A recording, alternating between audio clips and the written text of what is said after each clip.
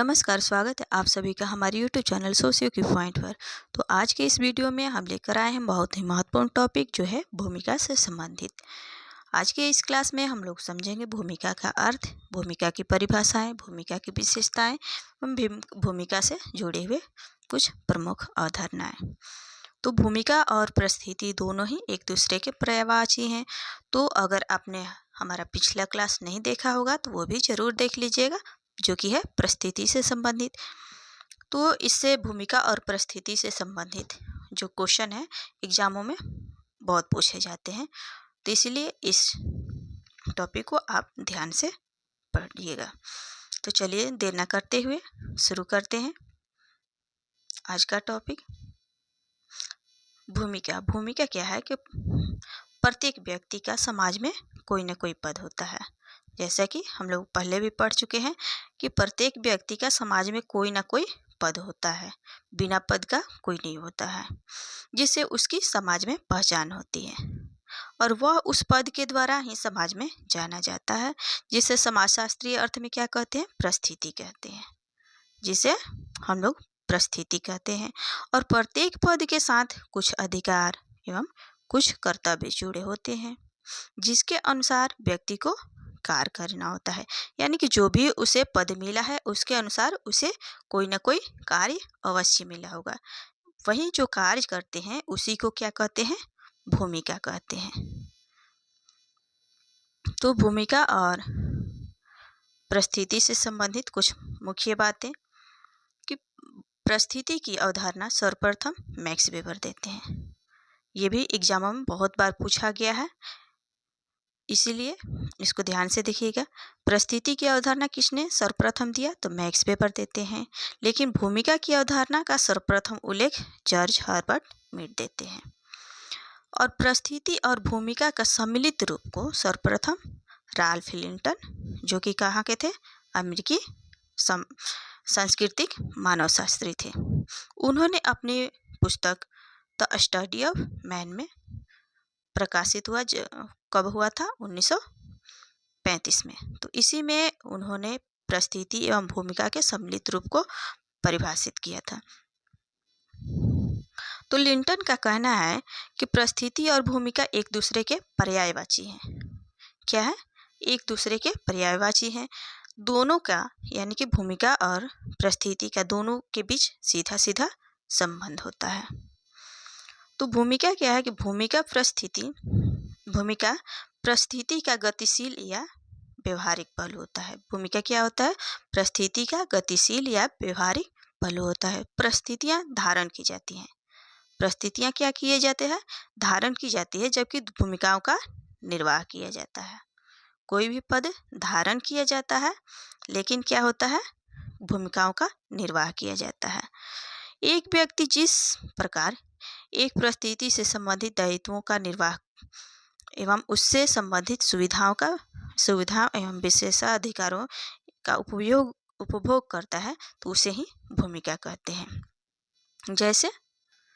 जैसे कि एक राष्ट्रपति का पद हुआ, तो इस परिस्थिति से संबंधित कुछ दायित्व भी हैं, कुछ कर्तव्य भी हैं, और यही राष्ट्रपति की भूमिका है। जो भी उनके दायित्व हैं या कर्तव्य हैं वो उनकी भूमिका है। राष्ट्रपति की भूमिका निभाने के लिए कुछ सुविधाएं भी दी गई हैं और कुछ विशेषाधिकार भी उन्हें प्राप्त हैं। तो चलिए इतना समझ पाए होंगे भूमिका का अर्थ। अब भूमिका से संबंधित कुछ महत्वपूर्ण परिभाषाएं देख लेते हैं। तो सबसे पहले हम लोग जान लेते हैं किम्बल यंग के अनुसार। तो किम्बल यंग कहते हैं कि व्यक्ति जो कार्य करता है अथवा करवाता है उसे ही भूमिका कहते हैं।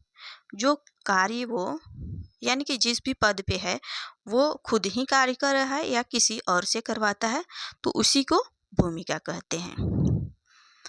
अगला फेयरचाइल्ड के अनुसार जान लेते हैं भूमिका की परिभाषा। तो ये कहते हैं भूमिका किसी भी व्यक्ति का समूह में वह अपेक्षित कार्य या व्यवहार है जो समूह या संस्कृति के द्वारा परिभाषित किया गया है।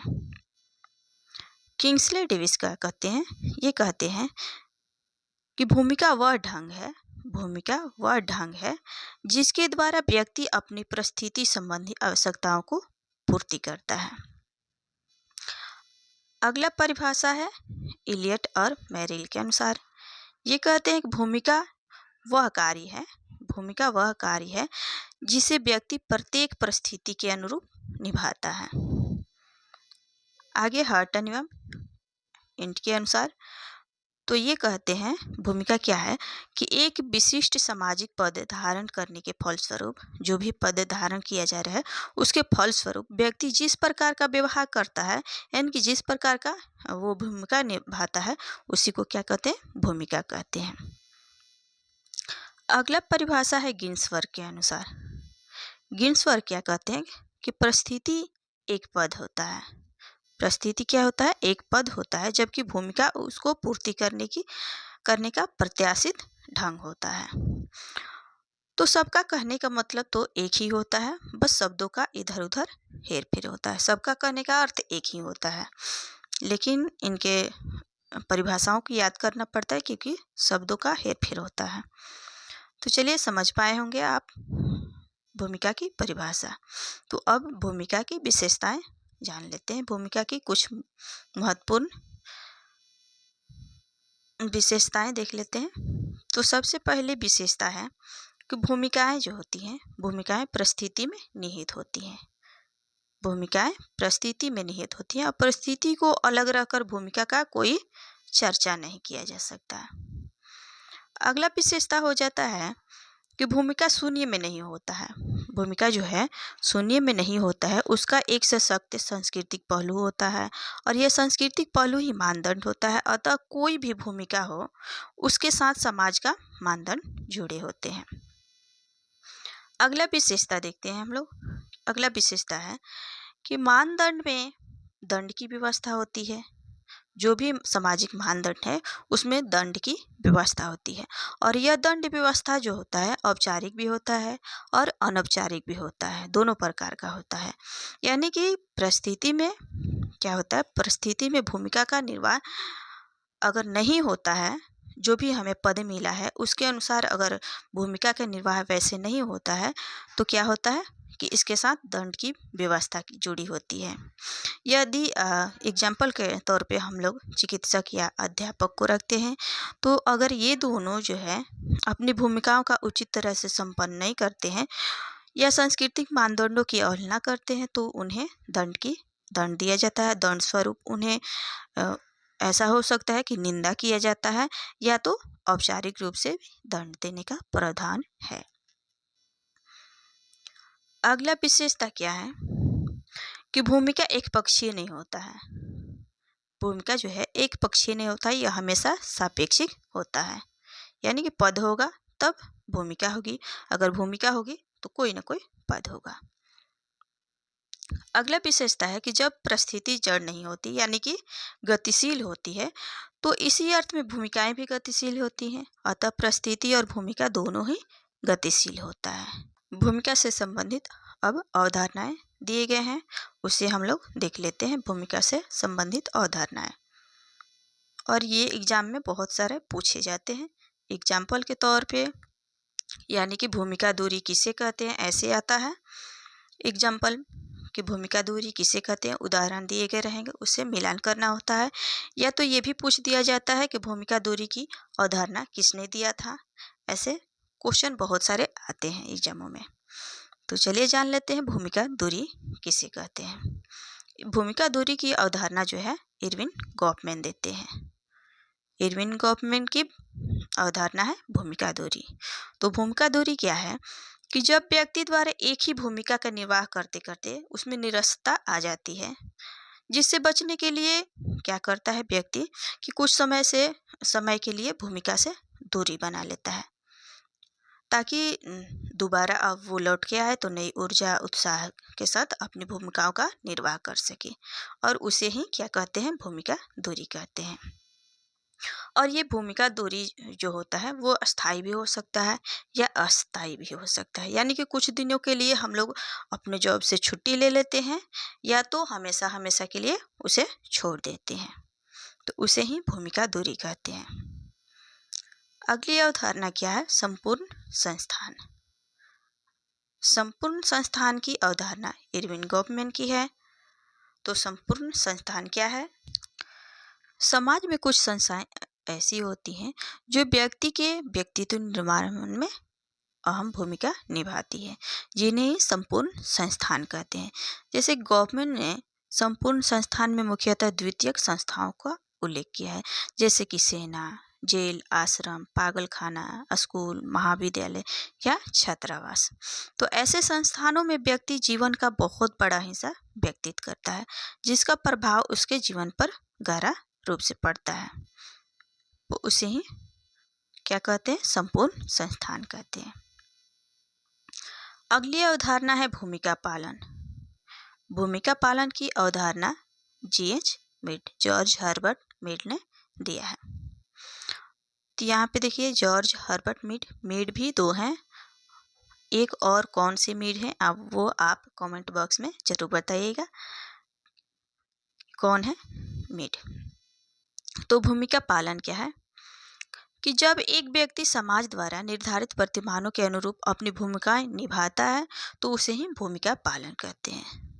जो भी उसको पद दिए गए हैं उसके अनुरूप वो भूमिका निभाता है तो उसे ही भूमिका पालन कहते हैं। जैसे शिक्षक द्वारा कक्षा में पढ़ाना। अगर शिक्षक की पद दी गई है तो वह कक्षा में पढ़ा रहे हैं। अगर विद्यार्थी हमारा पद है तो अनुशासन पूर्वक क्या है कक्षा में पढ़ना। ये क्या है? एक से एग्जाम्पल है। अगली अवधारणा है भूमिका ग्रहण। भूमिका ग्रहण क्या होता है? भूमिका ग्रहण या आत्मवाचक भूमिका ग्रहण, ये अवधारणा है ये जॉर्ज हर्बर्ट मीड का है। तो भूमिका ग्रहण क्या होता है कि भविष्य में मिलने वाली भूमिकाओं को निभाना हम लोग सीखते हैं या नई भूमिकाएं प्राप्त होने पर उसके अनुरूप आचरण करने का प्रयास करते हैं, जिसे क्या कहते हैं? भूमिका ग्रहण कहते हैं। जैसे कि सेना में भर्ती होने पर एक व्यक्ति सैनिक की भूमिका निभाना सीखता है, यानी कि ट्रेनिंग करता है। सैनिक बनने से पहले उसकी क्या होती है? ट्रेनिंग दी जाती है। वैसे ही अगर एग्जाम्पल और ले लिया जाए तो विवाह से पहले लड़कियों को ऐसा सिखाया जाता है कि ऐसे ऐसे जा कर के आपको ससुराल में भूमिकाएं निभानी है। तो वो क्या हो जाता है? भूमिका ग्रहण होता है। चलिए अगला, और इसे ही मर्टन क्या कहते हैं? जो भूमिका ग्रहण है इसे मर्टन कहते हैं अग्रिम समाजीकरण। अग्रिम समाजीकरण की अवधारणा मर्टन देते हैं। अगला अवधारणा है अभिनय की भूमिका। अभिनय की भूमिका ये भी मीड की अवधारणा है। अभिनय की भूमिका मीड की अवधारणा है। तो ये अभिनय की भूमिका क्या होता है कि इस प्रक्रिया में व्यक्ति किसी अन्य पात्र की भूमिका का अभिनय करता है, जैसे कि मिस्टर एक्स द्वारा गांधी जी की भूमिका का निर्वहन करना। अगला अवधारणा है भूमिका वंचन। भूमिका वंचन क्या होता है? भूमिका वंचन की अवधारणा किसने दिया है? तो राल्फ लिंटन देते हैं। भूमिका वंचन की अवधारणा राल्फ लिंटन। तो भूमिका वंचन क्या होता है कि जब एक व्यक्ति एक परिस्थिति को छोड़कर दूसरी परिस्थिति को धारण करता है तो उसे अपनी पहले वाली जो परिस्थिति है से संबंधित भूमिकाओं को त्याग करना पड़ता है, जिसे ही क्या कहते हैं? भूमिका वंचन कहते हैं। यानी कि पहले वाली भूमिका से क्या हो गया? वंचित हो गया, तो क्या कहेंगे? भूमिका वंचन कहेंगे। तो एक भूमिका को त्याग करके दूसरी भूमिका को ग्रहण करने को क्या कहते हैं? क्या कहेंगे? भूमिका वंचन कहेंगे। लेकिन इसके बीच की स्थिति, यानी कि एक भूमिका को त्याग कर रहे हैं और दूसरी भूमिका को ग्रहण कर रहे हैं, इसके बीच की स्थिति को क्या कहेंगे? तो इसको कहते हैं भूमिका संक्रमण। अगली अवधारणा है असफल भूमिका। असफल भूमिका का अवधारणा राल्फ लिंटन देते हैं। और असफल भूमिका क्या होता है? तो ये होता है कि एक पद या परिस्थिति धारण करने के फलस्वरूप व्यक्ति संबंधित भूमिकाओं का सही तरह से अगर नहीं निर्वहन कर पाता है तो उसे ही असफल भूमिका कहते हैं। यानी कि जो भी हमें पद मिला है उसके अनुरूप हम अगर भूमिका करने में असफल हो जा रहे हैं, यानी कि नहीं कर पा रहे हैं, तो उसे असफल भूमिका कहते हैं। अगला अवधारणा है व्यक्तिगत भूमिका। व्यक्तिगत भूमिका की अवधारणा लेविनसन करते हैं। तो ये क्या व्यक्तिगत भूमिका क्या होता है कि किसी सामाजिक स्थिति में एक व्यक्ति द्वारा अपनी भूमिकाओं के संबंध में बनाई गई स्वयं की धारणा को व्यक्तिगत भूमिका कहते हैं। अगली अवधारणा है भूमिका निर्माण। भूमिका निर्माण की अवधारणा टर्नर देते हैं। तो भूमिका निर्माण क्या होता है कि आवश्यकता अनुसार व्यक्ति द्वारा अपनी योग्यता और ज्ञान के द्वारा एक नई भूमिका का निर्माण करना भूमिका निर्माण कहलाता है। जैसे कि प्रधानमंत्री के वैज्ञानिक सलाहकार या सुरक्षा सलाहकार। अगली अवधारणा है दिखावटी या कृत्रिम भूमिका। ये दिखावटी और कृत्रिम भूमिका की अवधारणा लेमार्ट देते हैं। तो दिखावटी भूमिका क्या होता है या कृत्रिम भूमिका क्या होता है? तो ये होता है कि अपनी वास्तविक जो स्थिति है उसको छिपाने के लिए व्यक्ति द्वारा उससे मिलती जुलती अन्य भूमिकाएं प्रदर्शित की जाती हैं, जिसे ही कृत्रिम भूमिका कहते हैं। जैसे कि अगर तलाकशुदा है तो उसके द्वारा विधवा का जीवन यापन करना। एक तलाकशुदा स्त्री के द्वारा विधवा का जीवन यापन करना क्या कहा जाएगा? कृत्रिम भूमिका कहा जाएगा। या किसी मिर्गी के मरीज हो गए उसके द्वारा शराबी की भूमिका अदा करना क्या हो जाएगा? कृत्रिम या दिखावटी भूमिका। अगला अवधारणा है भूमिका संघर्ष। भूमिका संघर्ष की अवधारणा राल्फ लिंटन देते हैं। तो ये भूमिका संघर्ष क्या होता है कि एक ही समय में दो असंगत भूमिकाओं का उपस्थित होना या दोनों के ही संपादन का आशा करना भूमिका संघर्ष को जन्म देता है। वास्तव में एक व्यक्ति की बहुल भूमिकाएं होती हैं, यानी कि एक व्यक्ति है उसकी बहुत सारी भूमिकाएं होती हैं, तो जिसके कारण क्या होता है? भूमिका संघर्ष पैदा होता है। अब भूमिका तनाव क्या होता है? तो भूमिका तनाव जो है इसकी अवधारणा विलियम गुड्डे देते हैं। तो भूमिका तनाव क्या होता है कि जब एक ही समय में एक ही परिस्थिति में दो विभिन्न प्रकार के दायित्वों का निर्वहन करना होता है तो तनाव का जन्म होता है, यानी कि उसे ही भूमिका तनाव कहते हैं। यह मानसिक उधेड़-बुन की स्थिति होती है। तो एक ही समय में दो असंगत परिस्थितियां क्या होता है? दो असंगत परिस्थितियां यानी कि दो पद को क्या कहते हैं? भूमिका संघर्ष कहते हैं। लेकिन एक ही समय में एक ही परिस्थिति यानी कि एक ही पद हो और दो असंगत भूमिकाएं क्या जन्म देती है? किसको? तो वो तनाव को उत्पन्न करती है। अगला अवधारणा है प्रतिनिधि भूमिका। प्रतिनिधि भूमिका की अवधारणा नैडल देते हैं। प्रतिनिधि भूमिका क्या होता है? जैसे कि किसी सम्मेलन या बैठक में व्यक्ति द्वारा अपने समूह का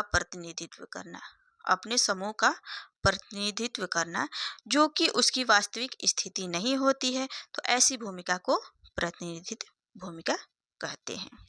जैसे कि किसी पार्टी का प्रतिनिधि होना। अगली अवधारणा है भूमिका संग्रह। भूमिका संग्रह की अवधारणा मर्टन देते हैं। भूमिका संग्रह क्या होता है कि जीवन के किसी अमुक समय पर एक व्यक्ति द्वारा संपादित सामाजिक भूमिकाओं के संपूर्ण योग को भूमिका संग्रह कहते हैं, जिसे नैडल क्या कहते हैं? भूमिका जोड़ कहते हैं। अगला अवधारणा है भूमिका संरचना। भूमिका संरचना की अवधारणा लिंटन देते हैं। भूमिका संरचना की अवधारणा राल्फ लिंटन देते हैं। तो भूमिका संरचना क्या है कि प्रत्येक सामाजिक व्यवस्था में अनेक भूमिकाएं होती हैं और इन भूमिकाओं के सम्मिलित रूप को ही भूमिका संरचना कहते हैं। जैसे एक परिवार की भूमिका संरचना में पति पत्नी, माता पिता, संतान और सहोदरों के बीच उनके भी संतान और साथ साथ नातेदार भी रहते हैं सदस्य, या दादा दादी, नाना नानी, चाचा, ये सब सम्मिलित रूप को परिवार की भूमिका संरचना कहा जाता है। अगली अवधारणा है भूमिका आदर्श। भूमिका आदर्श की अवधारणा मर्टन देते हैं। भूमिका आदर्श की अवधारणा मर्टन देते हैं। तो भूमिका आदर्श क्या होता है कि किसी भूमिका का संपादन करते समय हम जिस किसी को उदाहरण के रूप में स्वीकार करते हैं, यानी कि जिसके जैसा बनना चाहते हैं उसी की तरह भूमिका करते हैं, तो उसे ही भूमिका आदर्श कहते हैं। अगली अवधारणा है बहुल भूमिका। बहुल भूमिका की अवधारणा लिंटन देते हैं। तो बहुल भूमिका क्या होता है कि व्यक्ति एक साथ कई परिस्थितियों को धारण किए होते हैं, कई पदों को धारण किए होते हैं और प्रत्येक परिस्थिति से जुड़ी कई भूमिकाएं होती हैं और इन भूमिकाओं के को ही बहुल भूमिका कहा जाता है।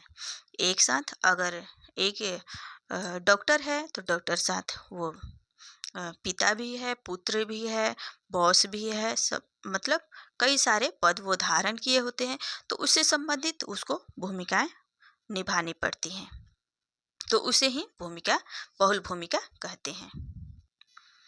अगला अवधारणा है भूमिका प्रतिमान। भूमिका प्रतिमान का अवधारणा रॉबर्ट मर्टन देते हैं। तो भूमिका प्रतिमान क्या होता है कि एक व्यक्ति अपनी परिस्थिति से संबंधित विभिन्न परिस्थितियों को धारण करने वाले व्यक्तियों के साथ अलग अलग प्रकार के जो भूमिकाएं निभाता है उसी की संपूर्णता को क्या कहते हैं, भूमिका प्रतिमान कहते हैं। जैसे एक डॉक्टर होने के नाते दूसरे डॉक्टरों से, नर्स से, मरीजों से, चिकित्सा अधिकारियों से भिन्न भिन्न प्रकार के भूमिकाएं उनके साथ निभाता है, तो उसे ही भूमिका प्रतिमान कहते हैं। अगली अवधारणा है सहचारी भूमिका। सहचारी भूमिका का अवधारणा मर्टन देते हैं। तो सहचारी भूमिका क्या होता है कि एक ही परिस्थिति के साथ जुड़ी हुई कई भूमिकाएं, एक ही पद के साथ जुड़ी हुई कई भूमिकाएं होती हैं और ये भूमिकाएं प्रत्येक परिस्थिति के साथ सहचारी रूप से काम करती हैं, तो उसे ही क्या कहते हैं, सहचारी भूमिका कहते हैं। अगली अवधारणा है प्रतिभूमिका। प्रतिभूमिका क्या होता है, इसकी अवधारणा पार्सन्स देते हैं। तो प्रतिभूमिका क्या होता है कि एक ऐसी भूमिका जो किसी अन्य भूमिका का पूरक हो, किसी अन्य भूमिका का पूरक हो, अर्थात जिस भूमिका द्वारा अंतःक्रिया का चक्र पूरा होता है, जैसे कि उसे ही क्या कहते हैं, प्रतिभूमिका कहते हैं। जैसे शिक्षक छात्र, शिक्षक के बिना छात्र, माता पिता, पिता संतान, यह ग्राहक और दुकानदार, डॉक्टर मरीज, ये सब क्या है, प्रतिभूमिका का एक जोड़ा है जो एक दूसरे की भूमिकाओं का संपादन में सहायता करते हैं और इनमें से एक के अभाव में दूसरी की भूमिका का संपादन असंभव है। यानी कि जब शिक्षक हैं तो छात्र भी होंगे, यानी कि शिक्षक अपनी भूमिका अदा करने के लिए छात्र पर डिपेंड है और छात्र अपनी भूमिकाओं को अदा करने के लिए किस पे डिपेंड है, शिक्षक पे। अगली अवधारणा है भूमिका प्रत्याशाएं। भूमिका प्रत्याशा क्या है कि किसी विशिष्ट भूमिका से के संबंध में समाज द्वारा अपेक्षित एवं इच्छित व्यवहार अथवा प्रत्युत्तरों के संपूर्ण पुंज को भूमिका प्रत्याशा कहते हैं। तो इनमें क्या होता है, इनमें स्वयं के संबंध में की गई अपेक्षाएं तथा दूसरे की अपेक्षाओं दोनों ही सम्मिलित हो सकती हैं। तो आगे देखते हैं कुछ इम्पोर्टेंट नोट्स, यानी कि कुछ अपवाद स्वरूप भी परिस्थिति, जैसा कि हम लोग पहले पढ़ चुके हैं कि परिस्थिति और भूमिका एक दूसरे के सापेक्षिक हैं। यानी कि समाज में हर एक किसी का कोई ना कोई पद होता है और हर एक पद के साथ भूमिकाएं जुड़ी रहती हैं। तो यहाँ पे अपवाद स्वरूप क्या है वो हम लोग जानेंगे। तो परिस्थिति एवं भूमिका एक दूसरे के पूरक हैं और एक के बिना दूसरे की कल्पना नहीं की जा सकती है। एक के बिना दूसरे की कल्पना की जा सकती है, नहीं की जा सकती है। लेकिन कुछ ऐसी परिस्थितियां हैं, यानी कि कुछ ऐसे पद हैं जिनमें व्यक्ति का कोई भूमिका का निर्वहन नहीं करना पड़ता है, व्यक्ति को कोई भूमिका का निर्वहन नहीं करना पड़ता है। तो ऐसे परिस्थिति या पद को क्या कहते हैं, ऐसे पद या परिस्थिति व्यक्ति की उपलब्धि को देखते हुए सम्मान के तौर पर प्रदान किया जाता है। जैसे कि कोई उपाधि हो गया, जैसे डॉक्टरेट की उपाधि हो गई, या किसी को राजा, किसी को नायडू, महात्मा, ऐसे कोई भी उपाधि दे दिया जाता है। तो यानी कि उससे संबंधित, यानी कि उस पद से संबंधित उनकी कोई भूमिकाएं नहीं होती हैं। इसी तरह समाज में प्रत्येक व्यक्ति का कोई ना कोई पद अवश्य होता है, लेकिन कुछ ऐसे भी पद होते हैं जिन्हें समाज में कोई पद नहीं माना जाता है, क्योंकि उनमें क्या होता है कि अधिकार और स्वतंत्रता प्राप्त नहीं होता है उन्हें। जैसे कि चोर हो गया, मजदूर हो गया, दास हो गया, इनमें क्या होता है, इनको कोई पद नहीं माना जाता है। तो मुझे आशा है कि आप लोग को हमारा ये वीडियो पसंद आया होगा। अगर पसंद आता है तो आप लोग हमारे चैनल को सब्सक्राइब करें, लाइक करें और कमेंट करें। आप इतने बढ़िया से हमारी क्लास को देखे हैं, इसके लिए आपका बहुत बहुत धन्यवाद।